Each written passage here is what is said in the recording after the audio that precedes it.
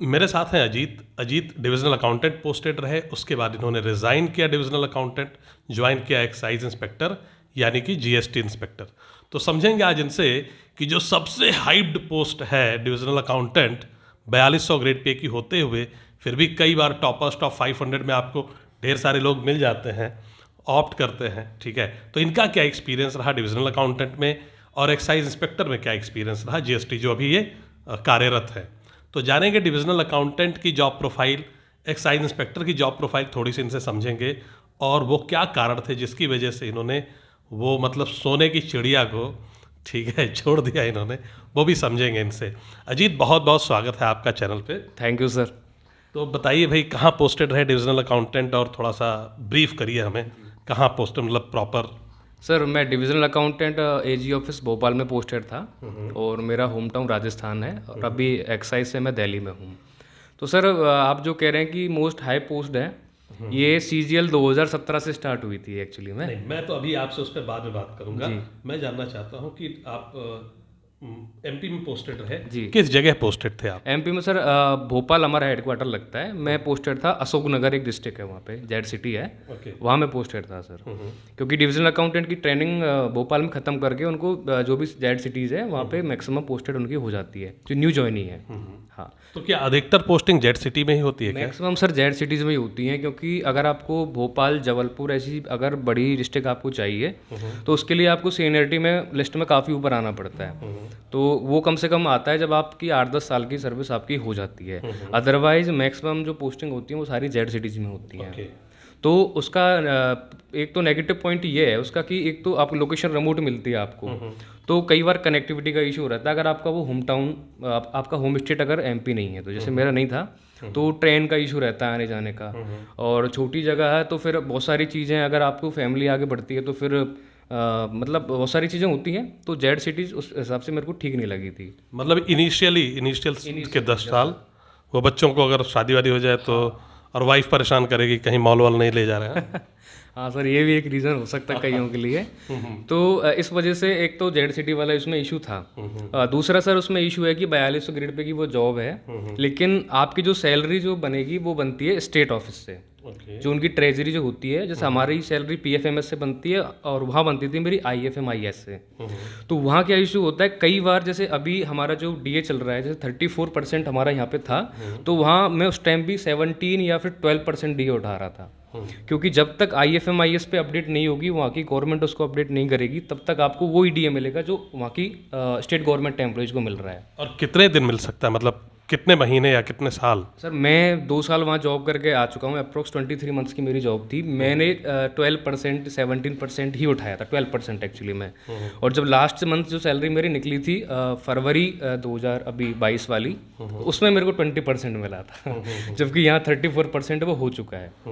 तो हालांकि अब हो गया, एरियर वगैरह मंगवा लिया अभी 4-5 दिन पहले ही, तो वो ठीक है। लेकिन आपको बहुत सारी चीज़ों का समस्या उसमें प्रॉब्लम्स आती हैं। एक उसमें रहती है, जैसे कई छोटी सिटीज़ होती हैं, तो वहाँ पे जो ट्रेजरी वाले होते हैं, कई जगह वो अपनी मनमानी करते हैं और आपको बहुत सारे रीजन दे देंगे। जैसे कि एचआरए जो अपना होता है, वो एचआरए नहीं दिया मेरे कई साथियों को एचआरए नहीं मिला था वहाँ पे, क्योंकि बोलते थे भाई साइड में हमारे पैसे ही नहीं हैं। तो एक वो मतलब ये है कि आप स्टेट गवर्नमेंट के साथ काम करते हो तो आपकी उसकी नेगेटिव आपको पता है, वो थोड़ा रहता है। सैलरी आपकी मतलब टाइम से आती है, लेकिन हर बार आपको अगर इंक्रीमेंट लगवाना है तो आप उनको बोलना पड़ेगा, और जो भी आपको करवाना है आपको आगे से एफर्ट करना पड़ेगा। सेंट्रल गवर्नमेंट की तरह स्मूथ नहीं है कि आपकी सैलरी ऑटोमेटिक आ रही है। ओके।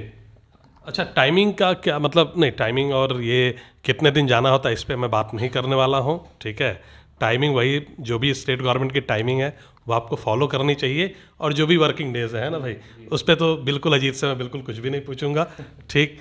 लेकिन मैं पूछना ये चाहता हूँ कि बच्चों को ये लगता है कि मतलब, नहीं, वो डायलॉग है उसका कि अपन ही भगवान है, मतलब डीए बन गए तो जो हमारा, हमें सिर्फ अपने सबॉर्डिनेट से काम कराना होता है, ऑर्डर देने, कुछ करना नहीं होता। क्या ऐसा कुछ है, या मतलब कितनी भ्रांतियां हैं, कितनी सच्चाई है इस पे?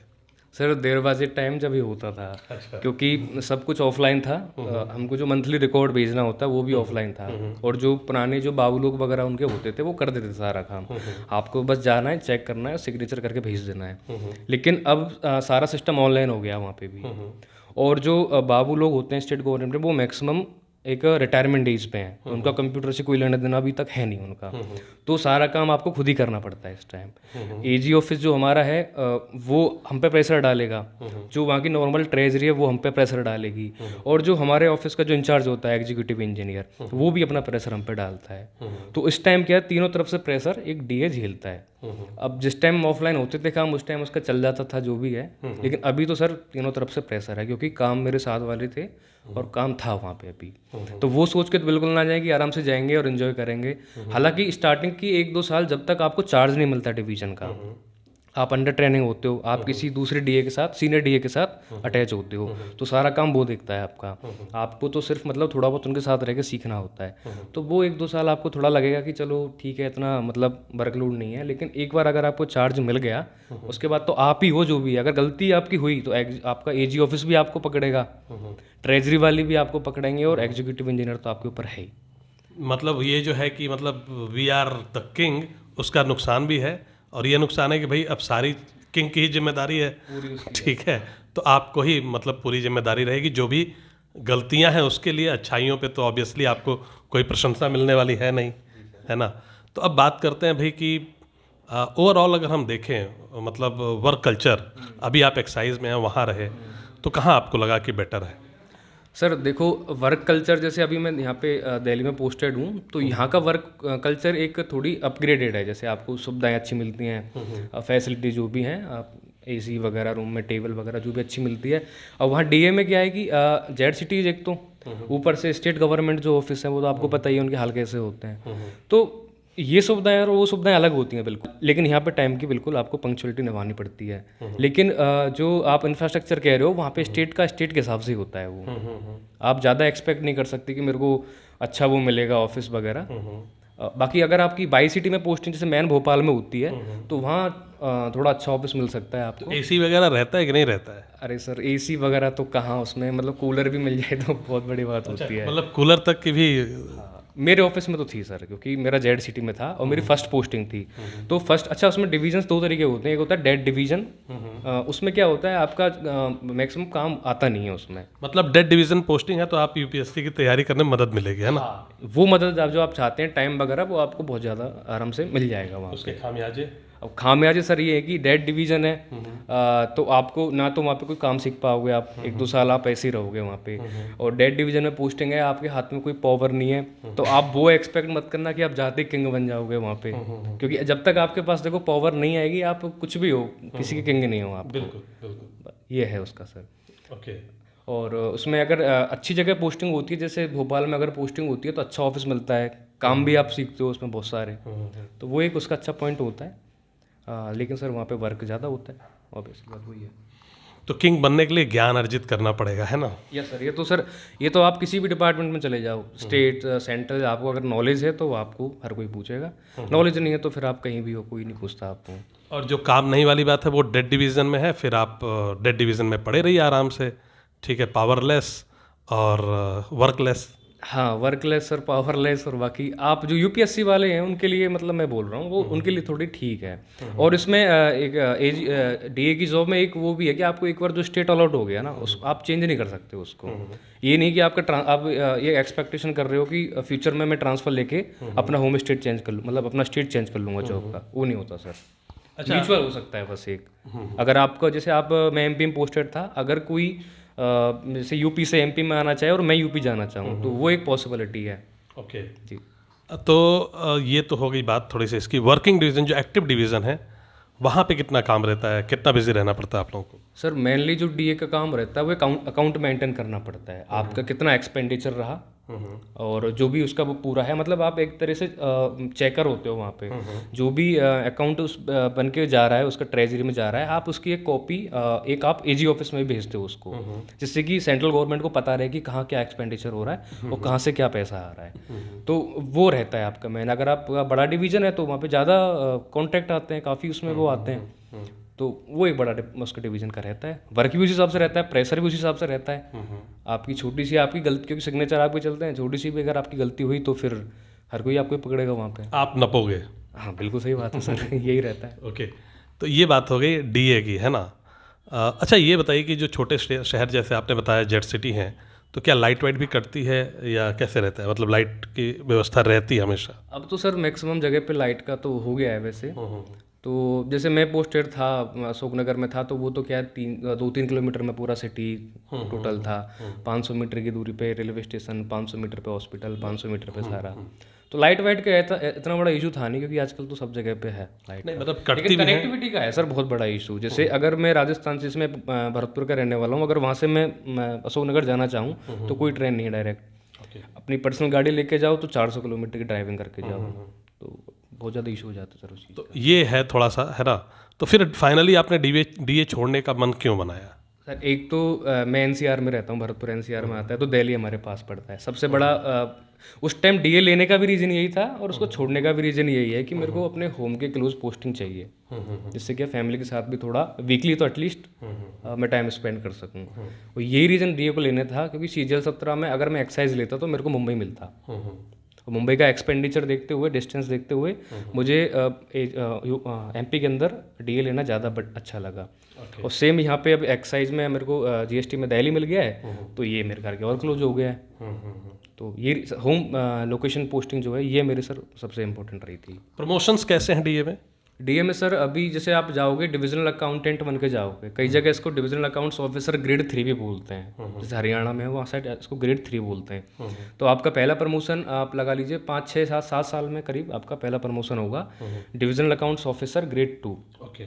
जो कि 4600 का होता है। उसके बाद 6-7 साल के करीब ही आप लगा लीजिए फिर डिविजनल अकाउंट्स ऑफिसर ग्रेड 1, जो आपका 4800 होता है। उसके बाद होता है सीनियर डिविजनल अकाउंट्स ऑफिसर, वो 5400 होता है। और वहाँ तक ही मैक्सिमम आई थिंक पहुँच सकते थे, अभी तक जो पहुँचे हैं। अब आगे सर प्रमोशन से लोग वहाँ भी होते जा रहे हैं, वहाँ भी काफ़ी वो आ रहे हैं, स्टैग्नेशन। तो वहाँ पे भी स्टेगनेशन हो रहा है। और काफ़ी जगह सर ये भी चलती रहती है, इसको स्टेट गवर्नमेंट के साथ मर्ज करने के प्लान कर रही है गवर्नमेंट, तो ये भी अफवाह उड़ती रहती हैं कि कब हम केंद्रीय कर्मचारी से राज्य कर्मचारी बन जाए। हाँ, ये भी सर 1-2 जगह मैंने सुना था, कई जगह मैंने देखा भी था लेटर वगैरह, तो वो प्लान कर रहे थे कि 2024 तक ऐसा कुछ, मतलब कंफर्म नहीं पता सर, लेकिन सुनने में आया था, काफ़ी बहुत टाइम से चल रहा है ये। ओके। ये बात हुई थोड़ी सी। अच्छा, ट्रांसफर्स देखें कितने टाइम पे होता रहता है, और कैसे ट्रांसफर्स डिसाइड होते हैं? जैसे ऑब्वियसली स्टेट चेंज नहीं होगा, लेकिन आपका डिवीज़न चेंज होता रहता है। उसमें सर ट्रांसफ़र हर 3 साल में होता है, 3 साल में कंपल्सरी ट्रांसफ़र है आपका। कंपल्सरी ट्रांसफर मतलब आप रुक नहीं सकते। रुक नहीं सकते सर वहाँ पे, क्योंकि जॉब ही उस टाइप की है, तो आप एक जगह पे ज़्यादा 3 साल से ज़्यादा नहीं रह पाओगे। फिर वहाँ पे लिस्ट निकलती है कहाँ पे कौन सी वेकेंट है, उस हिसाब से सीनियर डी की अलग निकलेगी, उनकी अलग निकलेगी, तो वहाँ उनके मतलब ट्रांसफ़र होते हैं विद इन स्टेट।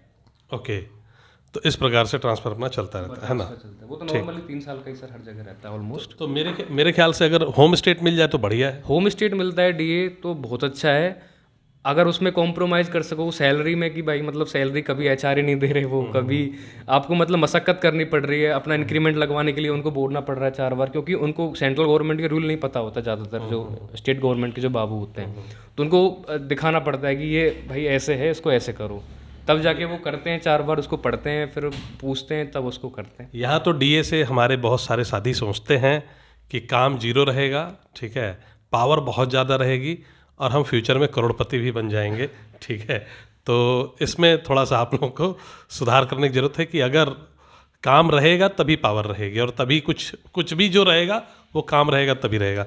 मैं सही बोल रहा हूँ? बिल्कुल सही बोल रहे हैं सर, अगर नॉलेज बढ़ेगी, आप काम करोगे तो ही आप आगे काम सीखोगे, और आपको नॉलेज ही नहीं है तो आप अपनी सीट पे जाके बैठ जाओ, कोई पूछेगा भी नहीं आपको। बिल्कुल वही है सर, नॉलेज होगी तो आपका हो। और एक्साइज में अभी आप हैं, तो यहाँ पे आपका कैसा एक्सपीरियंस है? GST में सर अभी तो ट्रेनिंग पीरियड ही खत्म हुआ था मेरा, ट्रेनिंग खत्म हुई थी अगस्त एंड में खत्म हुई थी। उसके बाद अलोकेशन होते होते मतलब अभी मैंने 15-20 दिन पहले यहाँ पे मेरे को गुड़गांव ऑडिट मिला था, तो वहाँ मैं अभी पोस्टेड हूँ ऑडिट सेक्शन में। तो यहाँ का वर्क प्रोफाइल सर नॉर्मली जैसे होता है, सेंट्रल गवर्नमेंट का अच्छा ऑफिस है, अच्छी बैठने की व्यवस्था है, सब कुछ, स्टाफ एकदम साथ मिलकर काम करते हैं। अच्छा, फीलिंग कहाँ बढ़िया आती है?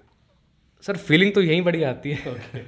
ठीक है, तो मैं बहुत ज़्यादा इसको नहीं खींचूंगा। अभी इन्होंने एक्साइज ज्वाइन किया है, डिटेल में एक्साइज में कभी और बात करेंगे। 2 साल डीए रहे और फिर इन्होंने डीए को अलविदा बोल के एक्साइज ज्वाइन किया। बस मुझे एक बहुत बड़ा रीज़न इनका जो दिखता है वो ये है कि घर से बहुत नज़दीक आ चुके हैं ये। सबसे बड़ा रीज़न, मेन रीज़न सर यही है, होम लोकेशन का है। घर के मैं भी अभी भी यही कहूँगा कि आप ग्रेड पे के साथ कॉम्प्रोमाइज़ कर सकते हो तो कर लो, बट पोस्टिंग अगर आसपास रहे ना तो ज़्यादा सही रहती है, लॉन्ग टर्म के लिए बहुत अच्छी होती है आगे जाके वो। अच्छा, एक चीज़ और, लास्ट क्वेश्चन, DA MP आप थे, आपको एक्साइज यूपी मिल रहा होता है या एक्साइज MP तो आप लेते या नहीं लेते? मैं सर लेता। ले लेते? क्यों ले लेते? सर एक तो grade pay 4200 to 4600 plus social जो रिस्पेक्ट है वो इंस्पेक्टर की DA से ज़्यादा ही है, क्योंकि DA को नॉर्मली लोग बाहर नहीं जानते, आउट ऑफ ऑफिस कोई नहीं जानता। ऑफिस के अंदर तो चलो वो अच्छा है, लेकिन GST इंस्पेक्टर एक वेल नोन पोस्ट है, डिपार्टमेंट को सब जानते हैं, तो एक वो फैक्टर है। दूसरा ग्रेड पे उससे एक हाई है सर, इसकी सैलरी बढ़ के मिलती है आपको, एटलीस्ट टाइम से सब सैलरी आ जाती है, वो बहुत बड़ी बात है। वहाँ पे टाइम से नहीं आती कभी सैलरी कभी? सर टाइम, सैलरी तो टाइम पे आती थी, लेकिन वो है कि हर चीज़ में उनको बोलना पड़ता है। जैसे आपको DA बढ़ाना है तो वो उनका पोर्टल पर जब तक DA अपडेट नहीं होगा नया वाला, तब तक आपको पुराना DA लेना पड़ेगा। NPS डिडक्शन मेरा 10% कॉन्ट्रीब्यूशन था, गवर्नमेंट भी 10% ही दे रही है, ओके। तो जबकि गवर्नमेंट का 14% है। तो ये अब इन चीज़ों के साथ कॉम्प्रोमाइज़ आपको करना पड़ेगा, तो महीने के मतलब ये 5-6 हज़ार रुपये का तो वहाँ फ़र्क आ जाता था सैलरी में। नुकसान है। ठीक है, तो ये थी थोड़ी सी इन्फॉर्मेशन। आप खुद, अब आप लोग बहुत समझदार हैं, और होता क्या है ना कि इतनी मेहनत करते हो आप लोग, फिर पोस्ट ले लेते हो सुनी सुनाई बातों पे। जैसे बहुत सारे बच्चे तो WO की भी बहुत बुराई करते हैं, ठीक है, तो उससे दिक्कत ये आती है, फिर जब आप ज्वाइन कर ले तो फिर आप रिग्रेट करते हो, फिर तैयारी, वो चक्र SSC का टूटता नहीं है। तो हमारी कोशिश ये है कि उस चक्र को तोड़ा जाए SSC के, जिससे कि आपको सही इन्फॉर्मेशन मिल पाए और आप सही दिशा में आगे बढ़ पाएँ। इसी के साथ वीडियो को हम ख़त्म करते हैं। बहुत बहुत धन्यवाद अजीत, आप आए और आपने गाइड किया सबको।